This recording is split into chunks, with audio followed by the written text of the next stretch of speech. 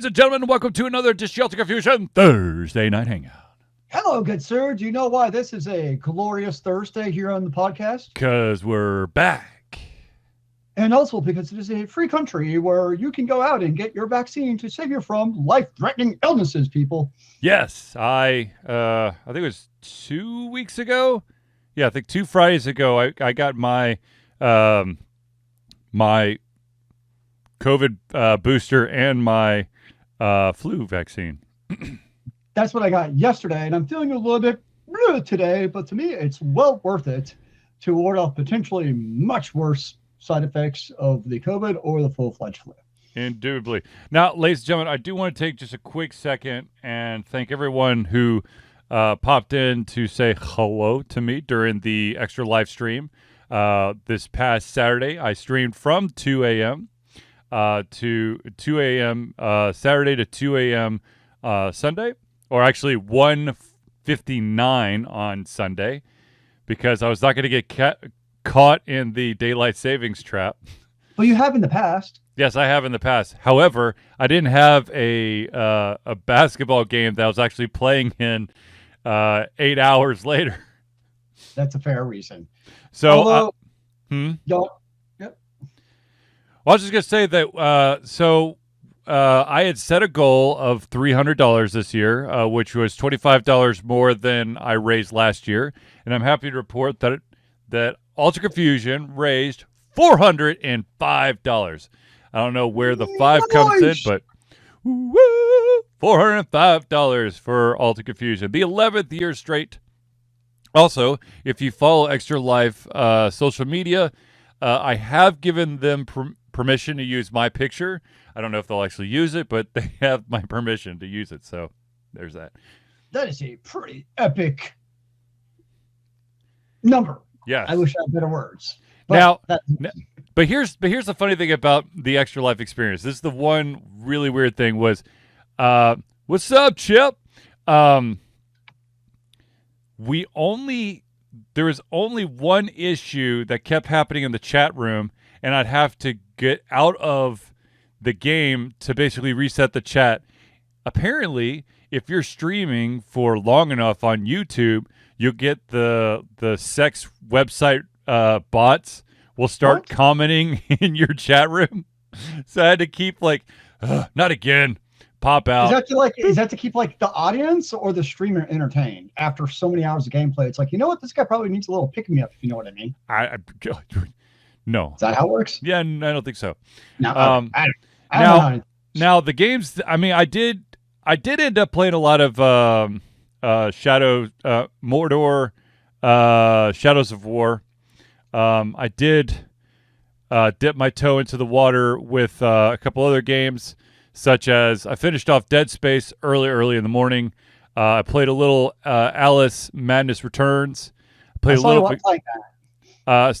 little of a game called Ender Lilies, which was pretty cool. Played some Axiom Verge.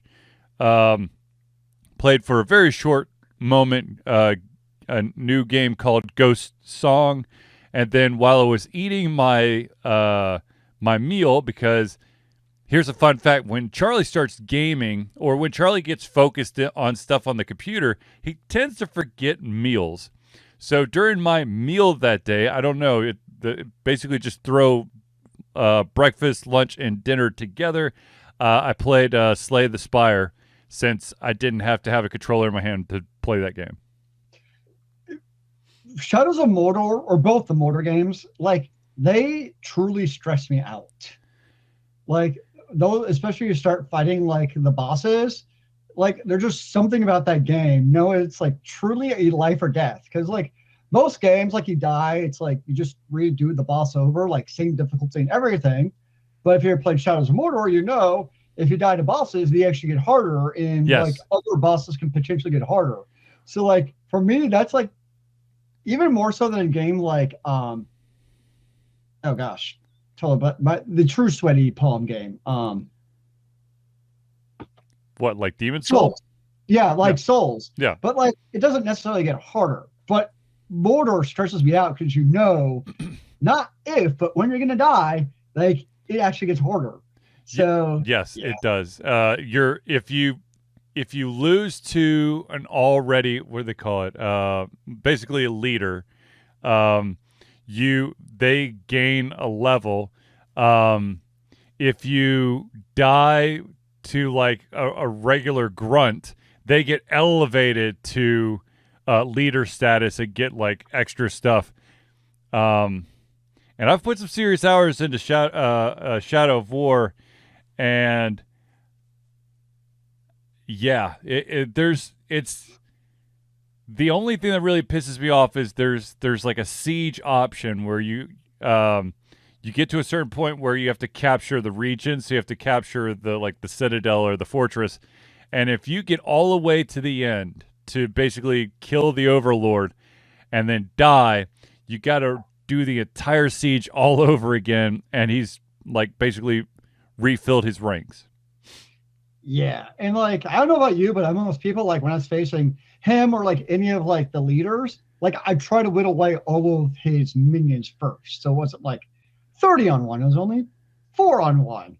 I will And tell that you could I take will some time. I will tell you this: when you run into an overlord who has the skill of I think it's called Deadeye or something like that, where he's a ranged attack that cannot miss, and he has a cursed weapon, which basically drains all of your other stuff. You're screwed. Yeah, there's some nasty combinations. Especially like one of the things I always love doing is like jumping over enemies to like basically hit them from the behind when they shields. But if you do it too many times, they start like learning. They actually like adapt to your offense. So we start being like, "Oh, it's Arlo." Hey, Arlo. I agree. Yes, you should go fight the big bad boss too. He's just walking around by my feet, so he had to say hello. No, Well, yeah, like you face those bosses and they learn and they start countering what your normal tactic is. Yeah, you can no longer vault over them. They basically anti-vault. Like, great, that's the worst. Like, bastard.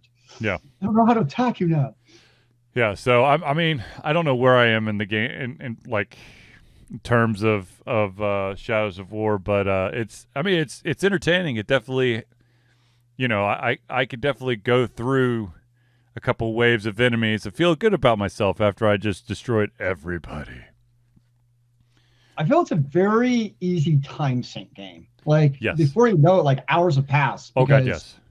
Just the way they get, and it's in a good way. It's not like in a negative way. It's just the way the maps are laid out, and like, yeah, it could definitely be a very time-consuming type of game to play. But I enjoyed it. And once you get up to like level 20, so you've got enough skill points into different things, that's when you could just start like poning, like waves and waves of monsters. All right, ladies and gentlemen, this is. I don't think we actually did the intro here. This is the Thursday Hangouts, a live show where we try our best to cover the topics most important to you. If you haven't given us your topic, your suggestion or subject, or maybe you just have a question for us, all you got to do is drop it into the chat. We will add it to this show. If we do run out of time, we'll add it to the very next show. And oh, by the way, I am your host, Charlie, and that is Zealeus, the prolific commenter himself. All right. Let's get in. I'm going to grab some of the topics from last week since I tried in vain to do a little bit of a show and it went because we didn't have the amazing prolific commenter himself, Zealeus, here. So we're going to try with a couple of topics from last week. And the first topic that we have to talk about, and this is a big one in both of our minds, is the fact that Geralt of Rivia is leaving after the upcoming season of The Witcher. Are you trying to make me angry? I was in a good mood. I was happy. Like, life is going good. And then you just go and remind me of why I hate things. Yes. So Henry Cavill is signed on to become Superman again, so he will no longer be Geralt. They're sending a replacement in the form of Liam Hemsworth. And Zealeus and I talked about this off air and maybe on Discord as well. But here is my brilliant idea. Geralt goes off on an adventure in another Witcher, because the Witcher is actually, the Witchers are an organization, okay? You just have another Witcher take his place, Liam Hemsworth. Do not recast Geralt. That will not go well in my mind. No, I heard, and the thing is, because if you have not watched it, I mean, he is Geralt. Yeah. Like his physique, his mannerisms, the way he's just like, oh fuck. Like he knows more than most of the writers on The Witcher. And he just embodied who everyone like saw Geralt is once he started acting. Yeah. And you're not going to exceed that. And I have no issues with Liam Hemsworth's acting. No. But it's just replacing somebody that iconic that fits so well. Role, it did it so well. Yeah. And the problem is inevitably season 4, like that's all anyone's going to talk about. It doesn't matter. Like in theory, he could actually be better than Cavill, right? But people are still going to only talk about the fact that he's not Cavill. He's not Cavill. It's all anybody's going to say. Yeah. Whereas I think you're right. I think if we just replaced him with another Witcher, Geralt's out on an adventure somewhere else, saving somebody else, then people are like, okay, cool. We're going to get another adventure of another Witcher. Like people will be totally cool with that. Just so you know, there is Vesemir, there's Letho, there's Lambert, there's Eskel, there's Erland, and there's George. Just to name a couple of Witchers that are out there. I mean, they could literally just make one up, and people would probably honestly be pretty cool with it. Yeah. I mean, yeah. Or maybe there's like another island of Witchers that we just don't know about. I mean, they could go a lot of routes. There was a Witcher that was made in secret back in the day. Yeah. Ta-da. I mean, but actually replacing Geralt, I just don't see how that's going to go over well. Yep. I'm very skeptical. I'll still watch it, not gonna lie, because I love The Witcher. I will say season 1 was definitely better than season 2, in my opinion. So I'm interested to see where season 3 goes. Now, of course, the other scuttlebutt as far as why he left is because one of the reasons we like Cavill's The Witcher is because he's a true fan of the genre and games and nerdsm and geekism, all encompassing. Yep. And there had always been rumors of him pushing against the writers. Some of them basically came out right. We're like, yeah, we hate the original story of The Witcher. And so there's also, yes, I know Superman's a part of it, but there's also the rumors of he also got tired of fighting the man, basically. And he's like, this is getting too far from what the original vision of The Witcher is. Yep. So I'm just going to leave it instead of it becoming something I don't want to put my name to. So that's the other thing. So I guess that makes it even more curious to me of where's The Witcher going to go without Cavill being there as kind of let's kind of rein some of these things in. Because what I'm hoping it doesn't become is like another CW show of like soap opera loves. Because as much as I love my CW crap, The Witcher is not CW. Yep. And so that's what I also don't want to happen is it go down that route, which unfortunately is inevitably where a lot of shows go, is kind of the path well trodden, which I don't think is what we all want to see again for the Hunter of Simon, another TV show. Speaking of which, apparently there's a couple shows on the CW chopping block that are. I think The Flash is finished this year or next year, and that's basically the end of Arrowverse, as far as I know, because they canceled the little girl, was Stargirl, I think, or something. I'm probably thinking of the boys. My understanding was like, was it Lois and Clark might be on the chopping block, and the Winchesters, I think, maybe. Yeah, no, it's kind of sad. I mean, because you used to have Sci-Fi with all their stuff. You had a ton of great shows. Sci-Fi, though, well, I should say Comcast, the owners of Sci-Fi, they had a 5-season limit. And then you got to the CW verse, which, love it or take it. It still kind of gave you that outlet if you wanted it. But now it's like really between kind of the death of the original programming for both Sci-Fi and CW, you're almost just basically left with Disney Plus. Yeah. Speaking of Disney Plus, dear God, how many freaking new shows are they going to do? There's rumors that there's an Indiana Jones show in the mix. There's apparently another Star Wars coming to Disney Plus. I mean, good Lord. I'm making up for last time and trying to get that catalog, what they feel like is on par with Netflix and Amazon Prime and Hulu and all those. And of course, speaking of Netflix, this news did break, I think, 2 weeks ago. But the fact of the matter is, there will finally, they have finally said that there will be a second season of Sandman. Which I know you're super excited about. I am very excited about it because I love the graphic novels and I loved the show. This is one of the shows that my wife and I really got into, and we've been dying to see where the next, chapter would lead us. And now we have confirmation that there will indeed be a next chapter. I just started watching season 2 of Warrior Nun tonight.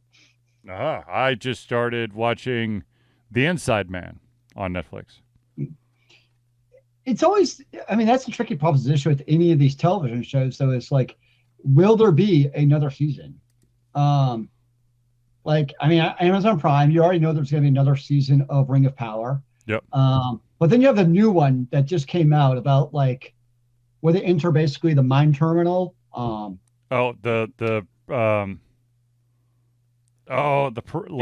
Something. Yeah. Yeah. I know exactly what you're talking about. I can't remember. It's, oh God, now you're going to, it's like hold on, I'll pull it up. And will that have a season 2? And I've started watching that. I'm enjoying it. But that's always the tricky proposition with any of these shows. Will there be more of them? Or even perpetually in that, 1 or 2 season state. Although I do feel like Amazon Prime, from what I've seen, does a pretty good job of picking up their shows. They did it with my mind is not working tonight. The Peripheral, that's what it. The Peripheral. There's the 2 shows with the spy guys. My mind is just not working for the titles of them. One, they've already done season 3 renew. The other season 2 renewal. Hannah, they did 4 seasons and they actually had a finale. Yep. So from what I've seen, Amazon Prime, when they pick a television series, Netflix almost just throws stuff at the wall. Let's see if it sticks. Whereas Amazon Prime seems a little bit more. Jack Ryan, yes, that's one of them. Jack Ryan's one of them, but then there's also the one that came out Reacher. Either earlier. What? Reacher. Yes, thank you. Yep. See the 2 spy guy movies, and both of those we already know another season is coming. What I'll say is all those shows they deserved another season. They were all good shows. Right. So I'm happy to see that. I think the Peripheral is interesting. Where I think Peripheral might have a harder time is Jack Ryan and Reacher were pretty straightforward shows. I know they had oh no, the mystery of who did it and stuff. But as far as American television goes, there's nothing too complicated about it. Versus the Peripheral, it's much more like a Westworld in terms of being ooh, the AI and what's going on. Yes, so that's going to be true to see if Peripheral has enough viewership. Yeah. Now, speaking of all the streaming services, I have to bring up the fact that it has been confirmed Studio Ghibli and Lucasfilm are coming together to make something for Disney Plus, which to me, I'm basically like this.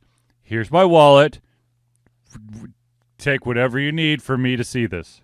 You already have Disney Plus, don't you? Yes, I know, but I will pay more. Look, I love Studio Ghibli. I've got not all of their movies, but I have a shit ton of them, and I have made my children watch several of them a bajillion times. Porco Rosso, Castle in the Sky, Howl's Moving Castle, Spirited Away, to name a few. You didn't have in-depth discussions about the effect of mankind on nature and our symbiotic relationship. We are not watching Princess Mononoke. They are too young for Princess Mononoke. Oh my God. Fair enough. But that's in there. I've got Niskaya, something of the Wind. The Cat Returns. In the Name of the Wind? They're too young for that. Niskaya? You said something about the wind. I was just joking. In the Name of the Wind. Yeah, I mean, The Cat Returns is a great one. It's kind of goofy, but yeah, and there's also a movie that's very Ghibli like called Mary and the Witch's Flower, which I highly recommend as well because it's basically in the same vein. Oh, and Kiki's Delivery Service. Jesus, I can't believe I forgot that one. Anyways, There are quite a few Kikis at DragonCon. that does not surprise me. It's an easy costume to do. And it stands out. That's the other thing. Now, let us talk about. Let's give an update about something. We talked about a convention event gone wrong. There was there of course was a convention in San Diego, California called TwitchCon. They Intel and Lenovo had a foam pit where you could battle American Gladiator style, and then once you fall off your pedestal, you would fall into these foam blocks. Now, it turns out that the foam blocks that pool of foam blocks was not deep at all. It was basically to your shin. And there was a prominent streamer who, as I've since learned, is also an adult film actress. But she was there and got severely injured when she decided to jump up in the air to do kind of like one of those, I don't know what the hell they're called, but they basically throw her legs out to the side, kind of like cheerleader moves. And when she came down, it appears that she not only when she fell, she went into the pit, but apparently part of her body actually hit the floor and just missed all the foam completely. And so she had to have 2 back surgeries to repair. She is still in serious amounts of pain. She's having lots and lots of physical therapy. And it also turns out that at the time of her admission into the hospital, she had tested as being pregnant, and she had to abort the child because of all the surgeries. Sheesh. So let's just say there is a big ass lawsuit that is rumbling down the lane. Yeah, I just feel bad for her. I mean, that's like every possible thing that could have gone wrong went wrong. Went wrong, yeah. And then not even know you're pregnant and lose that pregnancy. I mean, that's yeah. That's I mean, yeah. Gotta be careful. And life is a cruel mistress. But hopefully she gets basically the world and more back for what was done to her, which I know she can't possibly get everything back, but she deserves a hell of a lot of something. That's all I have to say about that. All right. Speaking of, well, not Twitch, but of a social media platform, let's talk about this weird-ass thing that's happening on Twitter right now. First of all, if you make fun of Elon Musk, your account gets suspended. But in a weird little twist, if you pay, I think it's $7.99 a month, you could get one of those fancy blue stickers to put next to your name, which of course was usually you're like the certified, this is the real deal. And so what we've seen is a bunch of trolls pay that $7.99 and then create fake Valve, Nintendo, and Twitch accounts, just to name a couple, and basically just spout utter nonsense. And they're just running rampant right now. I'm trying to remember. I think the Nintendo one has Mario flipping the bird to everybody. But let me see if I could find there was a great. I'm trying to see if I could find the exact tweet. Yeah, if you the name that shows up for this certified Nintendo account is Nintendo of America, but if you actually look at the username, it is Nintendoofus, and it's got Mario flipping the bird. Clearly, the verification is going very well. Well, no. You don't have to do verification. Just if you pay that $7.99, you basically get carte blanche. Yep. There's somebody. What was the one that was really close? There's someone masquerading as Valve. Like I said, their actual username is Valve Software. So the T and the F are swapped, and they're basically revealing games that don't actually exist to the public to get everybody, up in arms. But I'll say this right now. If you're have any type of like marketing strategy on Twitch, jump to another platform now. Because dear God, it's not worth it. I'm actually going to be amused if Twitter goes the way of like MySpace, where, we're old enough, or you and I don't know about everybody else on the show, old enough to remember when MySpace was the top of the, social media world. And like, that's what we had, 20, 25 years ago. And now it's but a footnote in the history of the internet. It's now like for your garage band web fan page. I remember you used to have music that would come on MySpace like you went to it. I remember I had LA Styles, James Brown is Dead just blaring in your ears when you went to mine. Yeah, man. Yeah, no, this is. But like that's where I see this going, and I'm just gonna laugh if Elon Musk purchasing of Twitter flames out. Basically, like MySpace, it becomes the pariah of, like Facebook's dying just because nobody cares, but like I feel like Twitter's getting hit because of all of the move. Like if you just bought it and didn't do anything, nobody would actually care. Yeah. Like that's like really if you just bought it and just like, oh well, that was a dumb purchase. You'll just do your thing. Yeah. Like, oh well, life goes on. Once somebody goes and like fires 75% of the workforce. And yeah.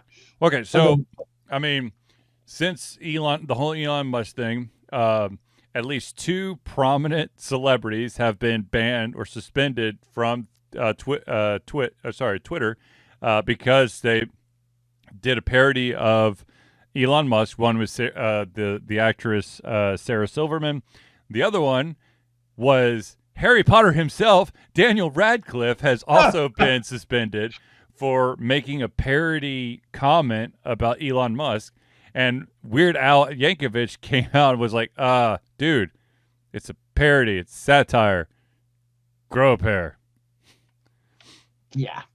But I thought it was the platform of free speech. Why is he banning people? Yeah, that's the funny thing is like just before he started banning everyone for making fun of him, he's like, I want free speech. I want everyone to say what they want to say. And some of his people were like, Elon Musk is a doofus. Oh, okay. And stop. But again, like most things, like it's the Streisand effect. Yeah. Where again, people mocking him or saying like he's a doofus. Like if you didn't ban him, I wouldn't even honestly know it's a thing. Yeah. Like or a meme or whatever it is. But it's only because he's bringing light to it. Yeah, he's bringing attention to it. Not even know that he's being impersonated. Yeah. And the impersonators would have been like, oh, well, that didn't get any attention. I'll just go back to being normal again a day later. Yeah, yeah, exactly. And that's what's kind of like just so stupid. Just if you let it go, like, does he realize what the attention span of the internet dwellers are? It's literally like 3 minutes. As long as you keep saying stop it, people are going to continue to pay attention. If you're like, okay, fine, whatever, and then let it go, yeah, there's going to be some late stragglers that are going to be goofy and make fun, and it might get that tweet or whatever gets shared a couple thousand times, but it's going to die fast. Oh yeah, that's the nature. I mean, that's always been the nature of news. I mean, that's why it was called the top of the fold in the New York Times. Is Anything below that, people just glazed over and forget by tomorrow news cycle. That's Yep. Story as old as time as far as news goes. Um, yeah, I just kind of sit back and just laugh at it all. My problem, like Twitter never really made like I get what it is, but like the whole like how you tweet back and the replies just never worked with my mind. Mm-hmm. I just never got into Twitter. Just like from a functionality perspective, I'm like, just don't get it. I guess it's a little bit of get off my lawn. I don't feel like learning new things, but Yeah.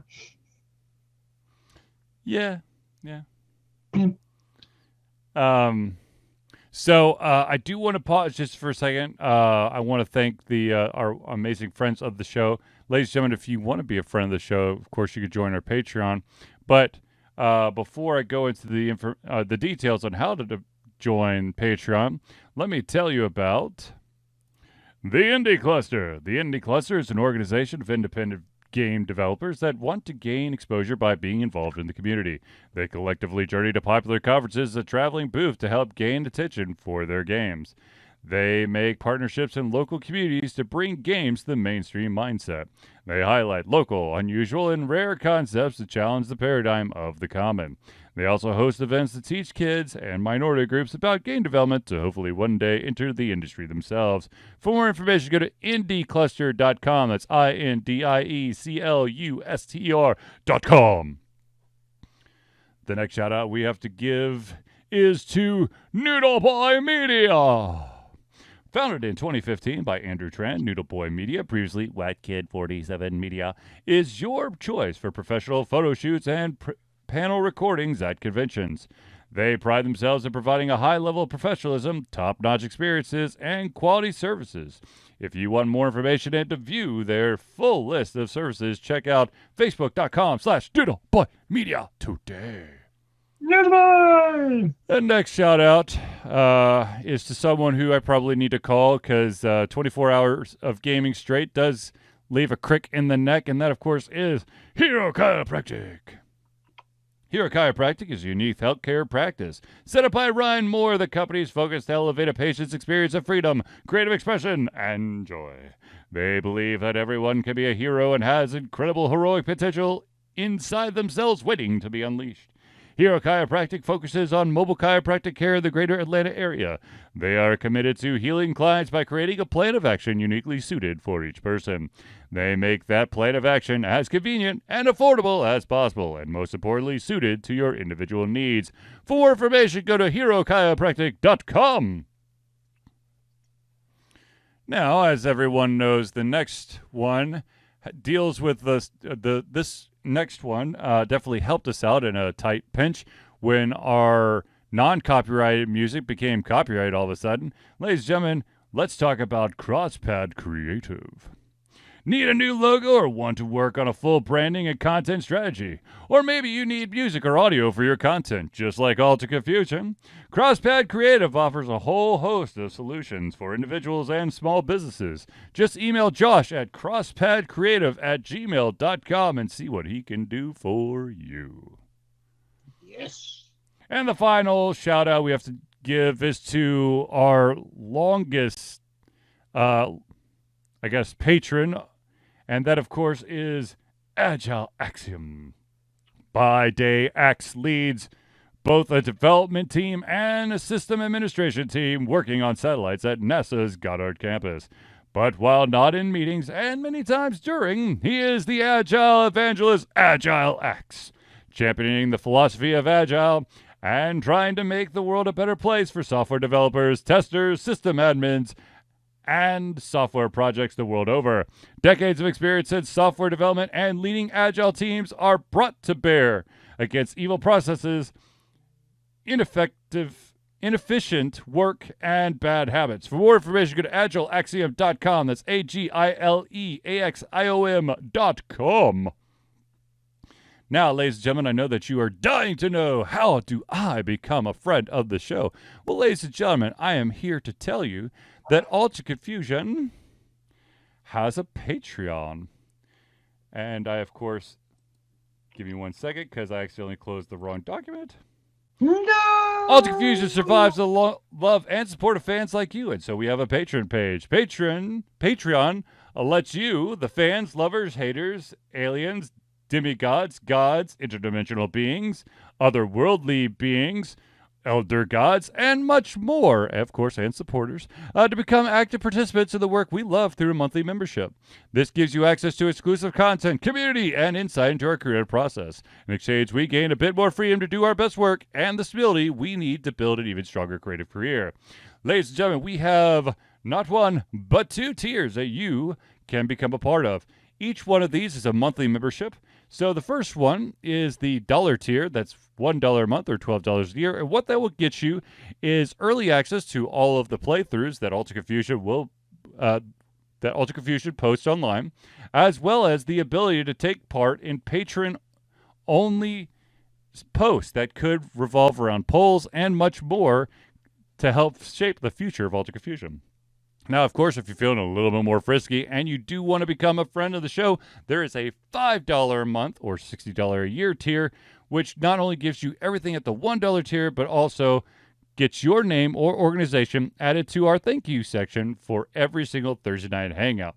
So if you're interested, go to patreon.com/altered confusion. Patreon is spelled Patreon.com. Now, ladies and gentlemen, I know that we are past this next part, but I do want to, there is still time to donate. So I'm still going to give the shout out to the fact that Ultra Confusion is proud to have been a part of Extra Life for 11 straight years. Extra Life is gamers doing what they do best, game, to help sick and injured children at their chosen Children's Miracle Network Hospital. The money that we raise through Extra Life goes directly to Children's Healthcare of Atlanta as unrestricted funds. This means that the hospital decides where and how to spend the money to ensure the dollars we raise make the biggest impact in the lives of the kids they treat. So if you have the capacity to donate, please go to extra-life.org and search for Altered Confusion. All right. Kind of mumbled through a couple of those, but that's okay. All right, so there is some serious toxicity that is happening in a certain game that has been very, I guess, anticipated, and now some people are kind of iffy on it, though some people have been iffy on it, especially Zealeus, because it doesn't have the PvE that was promised, and that, of course, is Overwatch 2. Now, there was a suggestion by an individual of the video game press that said that to easily stem some of the heavier toxicity, they need that Blizzard needs to ban the use of the word or term Diff, D-I-F-F. And so, Zealeus, I want you to explain that a little bit more for me. So basically what Diff means, so what happens is you'll have like a match and say like you got 2 tanks, because right now there's only 1 tank, but they're super powered.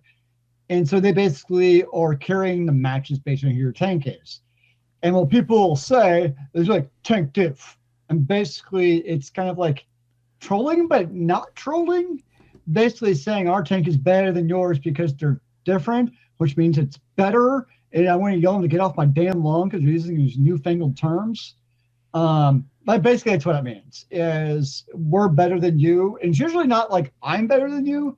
It's usually like my experience was always like this person on my team was better than your person on the team.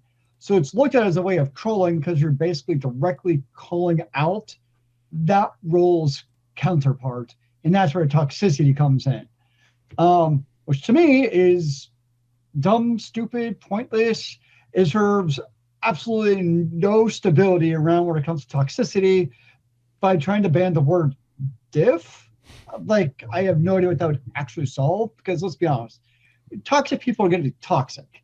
If you want to ban toxicity, do what Final Fantasy XIV does and basically ban global chat. That's honestly the only solution I've seen to really, and even then, of course, you still get it in certain ways because every online game is going to get it. But I'm convinced that's one of the reasons 14 has such little toxicity is because they ban global chat. So you eliminate that low hanging fruit of people just being stupid on the internet. Like people are stupid on Twitter. And so it's like, no, it would not solve anything. And we've all played online games. I mean, there's a reason I don't play MOBAs anymore. It's because the toxicity was just, it sucked all the fun out of the game. And I'll say my experience mostly with Overwatch 1, because I have not played Overwatch 2, was pretty positive as far as toxicity goes.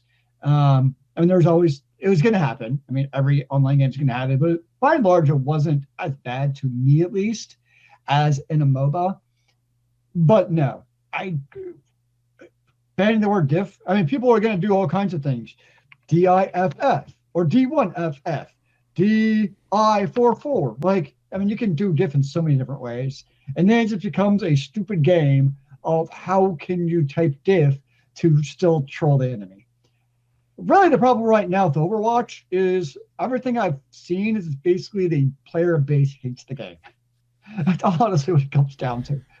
Well, let me rephrase that.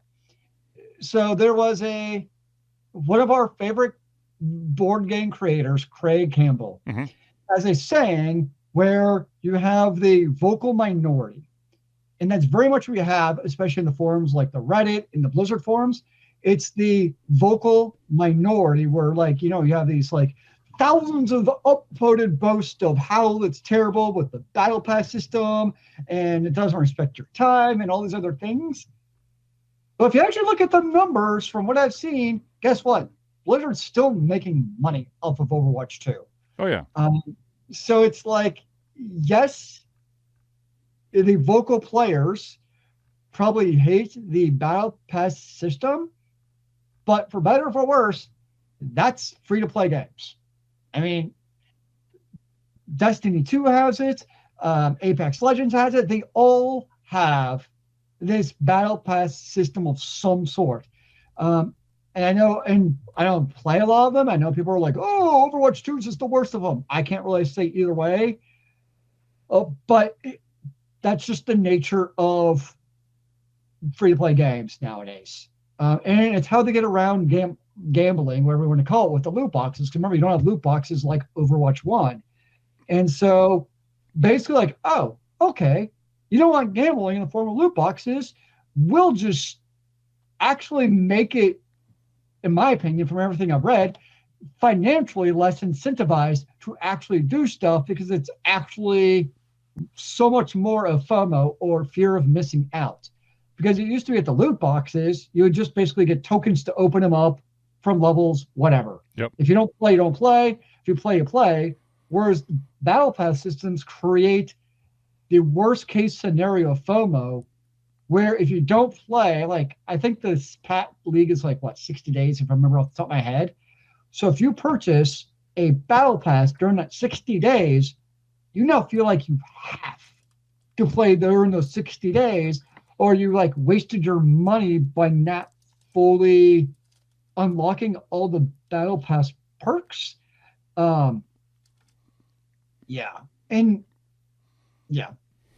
It's like a bad version of pay to play MMOs like Final Fantasy 14 or World of Warcraft is how I look at battle pass systems. And I know the counterpoint obviously is, well, you can still play for free, which I get. So I hate battle pass systems, but I know a lot of people actually prefer battle pass systems. Sorry, I had a piece of chocolate staring at me, and so I'm eating it. So, and I do think like after a season or two, kind of like if Elon Musk had just said nothing about Twitter, people would just get over it. I think honestly, it's gonna be the same thing in Overwatch 2. Give it, the new year, and honestly, the boards will settle down. And it'll just be back to business as normal. I really think at some point it's going to get, just from what I've seen, the game itself is good gameplay. Like under all the battle pass shenanigans, like the gameplay is solid from everything I've read. So I think once people get over it, it's going to get back to business as normal. And I would say probably the other advantage from a battle pass system is it's easier to bring in the whales than the loot box system. So Yeah. I do want to point out, speaking of free-to-play games, one of the games that Zealeus and I played many, many years ago, and we still, give a shout-out to this company every once in a while, or the creators of the game, that, of course, being Smite. Hi-Res Studios, but though Hi-Res is now like 3 different companies depending on which game you're playing. But November 15th, there is going to be a Smite and old school RuneScape crossover. So you can see like the RuneScape characters, all that, the polygons and whatever. There's going to be skins for all of the Smite, a bunch of the Smite characters, RuneScape style. So I gotta give that shout out real quick. So it looks, it looks cool. It looks terrible because, very low polys back in the old RuneScape days, but still pretty interesting idea. Oh, look, Smite has a battle pass system too. What know? Absolutely. God, they've had it for a while. How many gods does this game even have? I don't know. There's a number in my head that I know is wrong. I want to say 108, but that can't be right. Jeez, that's nuts. How many gods are in Smite? Oh, I'm sorry. 108 is too low a number. It's 123. You're so behind the times, man. Haha, gosh darn it. Man, it shows you how long it's been since I played the game. Oh, God. So there was a question that was asked of me, and I want to bring it up. And that is, in your opinion or in your gaming experience, has there been like a card game or a board game or some sort of game that basically started as an analog game, like, a board game, so physically moving pieces around, or a card game, physically having the cards in your hand, etc., that has benefited from going digital, in your opinion? And I'll let. Do you need to think for a second, Zealeus? Because I've got one right off the top of my head. I'll let you go first. The easiest one for me, I know this is going to sound, and this is it is a game. Well, I guess on a cell phone it's a game, but basically crosswords, okay. Where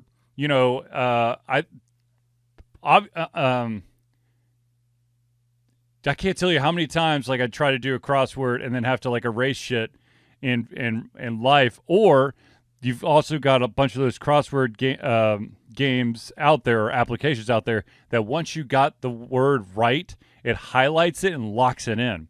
So you don't have to second guess about that shit, and you could just move on to the next part of that crossword. See, my difference is I hate Sudoku on the phone. I'm one of those who has to on the the game book has to write out possible combinations for the squares and then kind of process of elimination as you play it. So for me, I could definitely see crossword puzzles. I get that. But to me, I would say that the reverse would be Sudoku, where actually I prefer the pen and pencil format of that. To be honest with you, I think if done right, let me emphasize that. If done right, the vast majority of collectible card games is kind of a godsend on the digital platform, because having two children who at random will buy card packs of Pokemon, haven't played Pokemon, and then get really depressed when they misplace that card. Whereas the digital, it's saved in your deck. Yes, you can't hold it in your hand. However, it's not like I'm going to magically lose. I'm trying to think of a Legends of Runeterra card. Let's say, wow, why can't I not think of? Come on, Charlie, Jinx. Jesus. Yeah. Oh my God, I misplaced my Jinx card.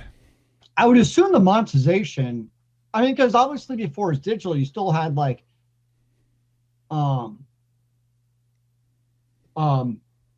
the Gathering, you had Pokemon, so you still had very popular CCG games in an analog format. But I would assume from a financial perspective that having the digital version in addition to that now only like exploded the potential income for these companies would be my assumption. Yeah, no. I mean, having both those streams of revenue. However, I will go on the record and tell you that the Pokemon collectible card game digital version of it is absolute shit because literally those cards are too wordy and so like and it's not like they take the text and then put it in another window. It's still it's literally like someone just scanned in the card and you could try your best to zoom in to read the text as best as possible. I'll say one industry that had really benefited was poker. Yes. I mean, you think about like poker back in the day before it really goes back to the World Series of Poker with Chris Moneymaker. I still remember because back in the day, I mean, this would have been probably early 2000s, late 90s. I remember my dad and I would watch World Series of Poker on ESPN. Yep. And watching it, and you'd have all the pros like Daniel Negreanu. Who's the guy with the lizard glasses? I don't remember anymore. Yeah, I don't know. Phil Hellmuth, who's the angry guy. So you have these like well-known guys, and also Chris Moneymaker, who won it from the online game, came in and won a couple $1 million at the World Series of Poker that year. Really opened the floodgates for all of a sudden, like anybody to just play poker on the PC, which also opened up the whole wild world of, is this legal because it's gambling and it's not regulated, and are you playing against actual humans? Are you playing against bots? Yep. It was this whole very gray, like if you had money like in your World Series poker wallet, would you actually be able to get it out because it wasn't actually like hosted in America because legal? Yeah. So it was this whole, I mean, it was a crazy ride there for a couple of years. Greg Raymer. There you go. Yeah, Jesus Chris Ferguson was another guy. Yeah, he had some characters. Yeah, we used to watch that all the time. Remember, they were showing Game Show Network with the cash World Series of Poker games. Yep. Where the guys would come in with like $1 million, $2 million as their entry fee of like actual cash, not just, chips. Yeah, buddy. Yeah, so I would say that's one, I'll call it sport for the context of this. I'd say it's one sport that really benefited from the analog to digital, but it still is just as effective. Like, I wouldn't say the game itself, like the gameplay, benefited from digital. I actually still much prefer the analog version of poker. I prefer being able to play, like seeing the cards, seeing my opponent, like how are they, betting. I still prefer the analog, but it's almost like CCG games in a little bit where, especially as you're older, it can be hard to get together and play, get 5 of your buddies together to play a game of poker, or getting, people together to play who are evenly matched to play like Magic or Pokemon, where like one doesn't far out in your current generations where the rules are. So I'd say that the digital ecosystem for these card games also kind of leveled that playing field a lot, where all of a sudden all those kind of minutia details don't really, they still matter, but like the developer just handles it when you play the game now. Like you don't have to think about that stuff. It just kind of magically happens. Right. To be honest with you, I think that one of the things that COVID potentially allowed was for a lot of companies to maybe dip their toes into these games that were, very in person, like, board games and card games. And if done right, they could make that amazing leap. One of the things, and to be honest with you, it's a very challenging thing to take on, is you've got a lot of like amazing board games out there, but the rule set is insane. And I know that Zealeus and I keep going back to our favorite. How long did we read the rule book? Like 4 hours? That morning, yeah. What was the name of the game again? Twilight Imperium. Twilight Imperium. If a game was done right, where you didn't have to guess at the rules, that could potentially be fun. Because like I said, I will fully admit I have a shit ton of board games that I've bought that seem like that people have talked up, seem really interesting, but I don't have the the number of people to actually play them. And if I did, it would be like we would all have to take a week off to like, examine the rules and really break it down. And then we would still need like a seasoned veteran to maybe interpret some of the finer details so that we could actually get the most out of the game. Yeah, one place I haven't got to it actually, but there are some websites that actually do this.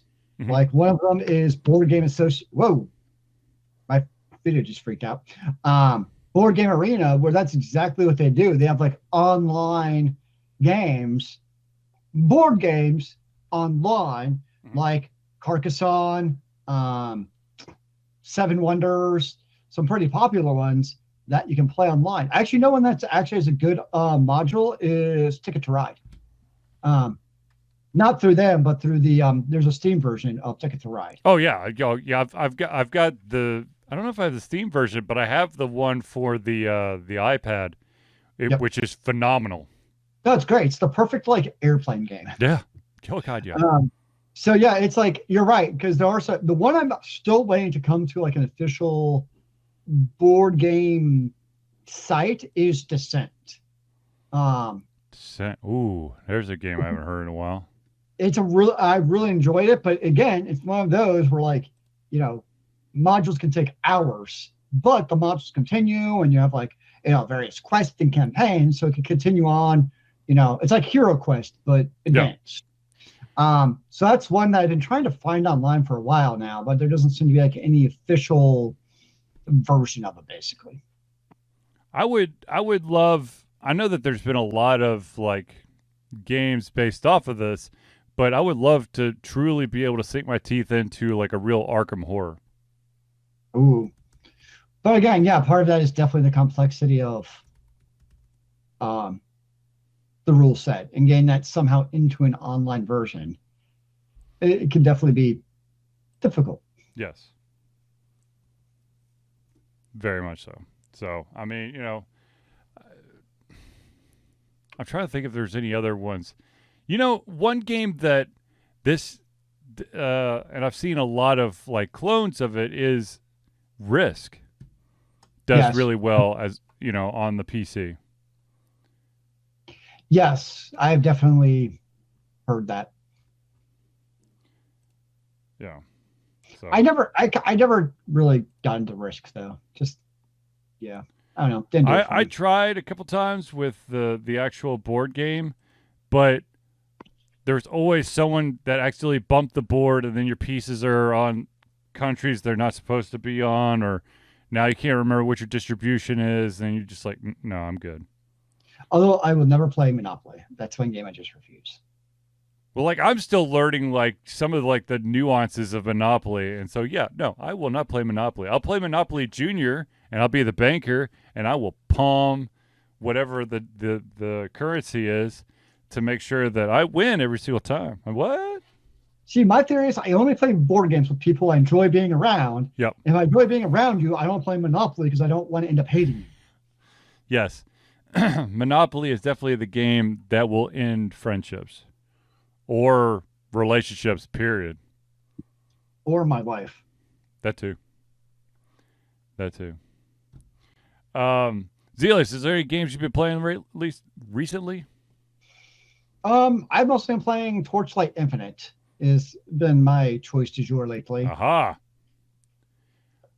I definitely think it plays better on the PC than the mobile, which is ironic because it's really a mobile port for the PC. Yes. But it just, with especially like the target skills, like they're not bad on the tablet. It actually works well.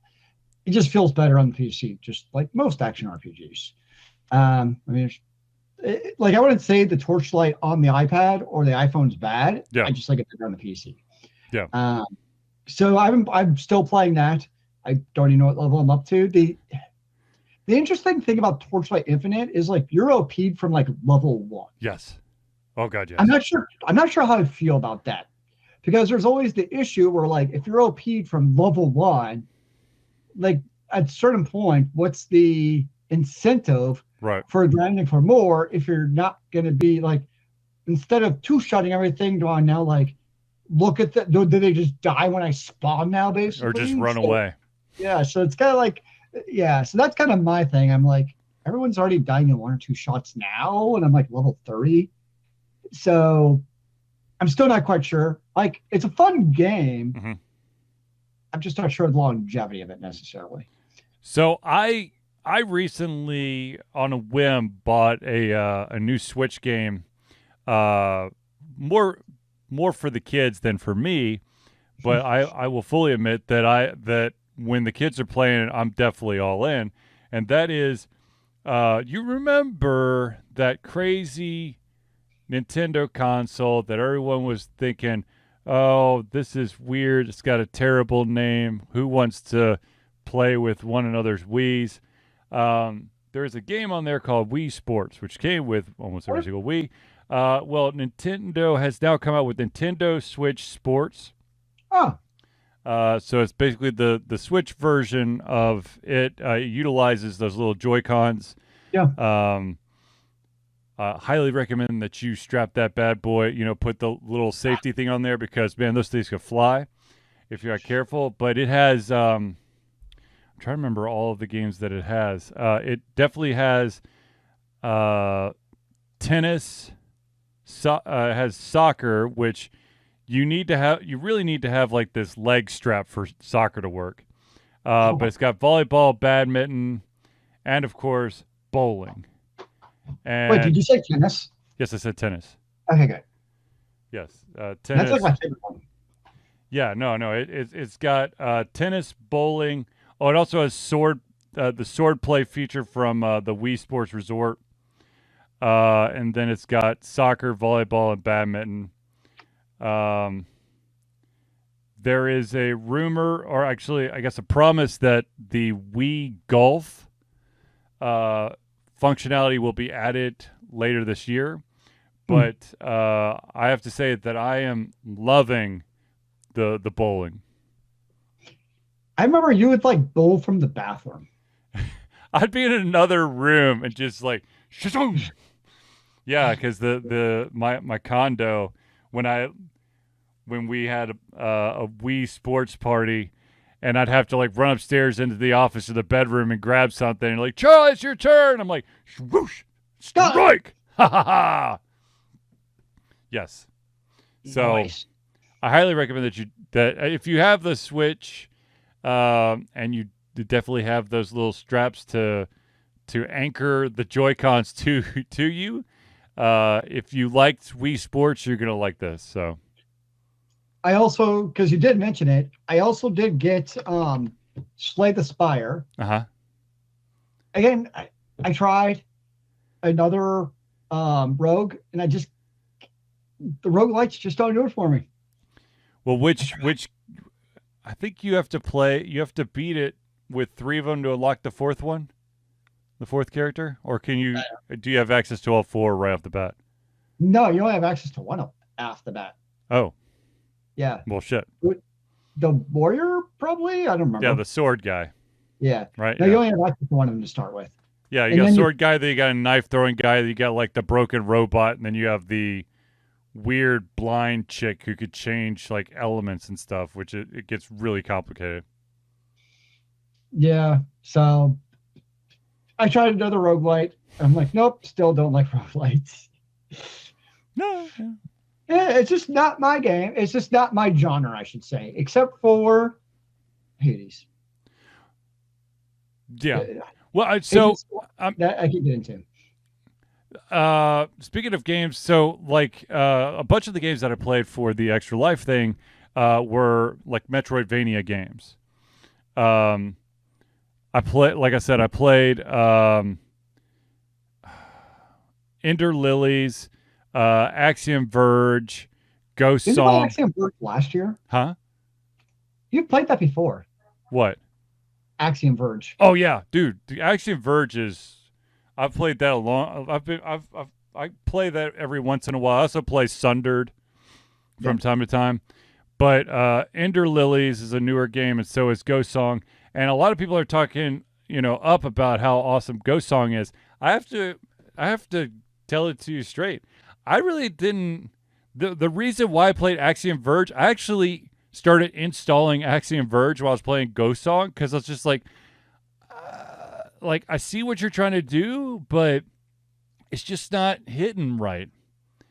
I don't know what it is. I mean, I put some serious. Once again, I put some serious hours into Axiom Verge, and started from the beginning and got about, I don't know, 3/4 of the way through the game before I swapped over for Middle Earth: Shadow of War. So yeah, that's the way it goes. Until you play, you just don't know, man. Though I will have to say that I did. I am a little disappointed that I didn't actually get some FTL in. I had it. Literally, I have on my desktop. I have a block of games that I was like, okay, I'll probably play these. Dead Space, the original Dead Space, Alice Madness Returns, Ender Lilies, Axiom Verge, FTL, Ghost Song, Slay Spire, what's that? Cursed to Golf, which I don't know why I didn't play that either, but whatever. But yeah. Oh, and Dimension Drive. So did Dead Space sufficiently scare you a second time around?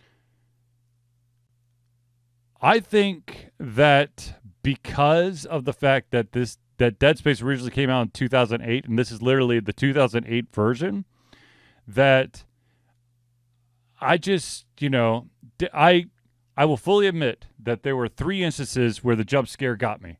But most of the time, it was just me getting frustrated because I ran out of ammunition. Because I was like, oh my God, you son of a bitch. But then, the final boss, I took him out like it was nothing. And it wasn't like I powered, like I was OP'd or whatever. Literally, I had just bought all new ammo beforehand because some of these regular enemies were just sucking up all my ammo. And then maybe it just clicked on the final fight. I don't know, but the thing is, it sounds like rose-tinted glasses, where you played the one, so it was a glorious experience, but sometimes it's just not the same the second time through. I just think because I've played I think it's because I've played so many other spooky, scary games that it isn't as spooky, scary as it was back then. I still fully plan on getting the remastered remake of Dead Space. And I'll play through the whole damn game again. I really don't have an issue. And just because I think that, I will get that spooky factor back. I think that the sands of time and what you could not do with the graphics really hurts, trying to get the same level of scare 14 years later. Now, let's assume that they're hopefully leaving the lights on, and they're not all I bet these new generation gamers would actually prefer if all the lights were on and they actually see what's going on. I will find the person who makes that decision and punch him in the nuts, or metaphorical nuts. A matchup between CSGO, Overwatch 2, and Smite with the lights on. It's gonna be great, guys. No, I'm good. Thank you. Please, God, no. Please, God, no. But yeah, no. No. No. I was tempted to get Alan Wake on the Switch, but a lot of people are like, it's like Alan Wake on the Wii, which I'm not exactly sure what the hell that means because Alan Wake never actually came out on the Wii. But I would assume they mean graphics-wise, if it was, in terms of it being a generation old or two generations old. But still, Alan Wake originally came out. I mean, it's not a new game. Alan Wake originally came out in where the hell did it come out? No, that's grief. It pulled up the second one. I'm like 2023. That's not right. 2010. So it's the 12-year-old game. So whatever. Well, supposedly in the next month or two, supposedly December 9th, Yep. the next gen upgrade to Witcher 3 is coming. Yep. We haven't actually heard anything about it, so I'll be interested to see if it's going to happen. Like, I mean, we've heard about it, but then it's been like radio silence. And you think it was like actually coming, there'd be some kind of like, it's coming. Oh, it better. That's all I have to say. It better. Who knows? That's actually, I never actually played like all the Witchers like through. I really should do that. I have played all 3 all the way through, and I to be honest, like I think I've said this before, the first Witcher was the most risque out of them all because it's more that European type of feel where they're now, all the it was, there's pretty naked ladies in the first one, and it kind of, those pretty naked ladies kind of started getting further and further to the background with each iteration of The Witcher. But I can see that. Still, it's a phenomenal series. Both the games and now the Netflix series. So can't complain. All right, ladies and gentlemen, I think we have reached the end of our show. So I would like to take this time to thank everyone for tuning into the Ultra Confusion Thursday Night Hangout. For myself, Charlie, and Zealeus, it's been a pleasure giving you our heads, our mouths, and of course, our hearts. We'll be back next Thursday for another Ultra Confusion Thursday Night Hangout. Remember, kids, keep on gaming in a free world. Amen to that, brother.